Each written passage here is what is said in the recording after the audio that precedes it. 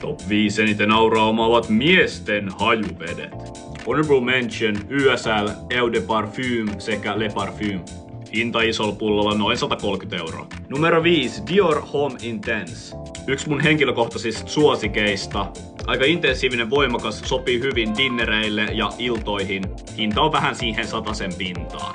Numero 4. Jean Paul Gaultier Le Male Elixir Absolute. Totta kai tää nyt pitää olla tässä listalla. Hajuvesi maailman parhaimmistoa, eikä se ole kovin kallis, noin 130 €. Numero 3. Tom Ford Ombre Leather. Tää on ehkä yksi niistä suosituimmista Tom Fordin hajuvesistä, mut siis absoluuttisen hyvä. Todella nahkanen. EDP noin 150 ja toi parfyymi 250. Ja mitä tää lista nyt oliskaan ilman Creed Aventusta? Ei oo mun henkilökohtainen lemppari, mut pakkohan se on myöntää, että tää hajuvesi omaa helvetisti auraa. Tosi mun mielestä yliarvostettu ja kallis siihen nähden 310 €.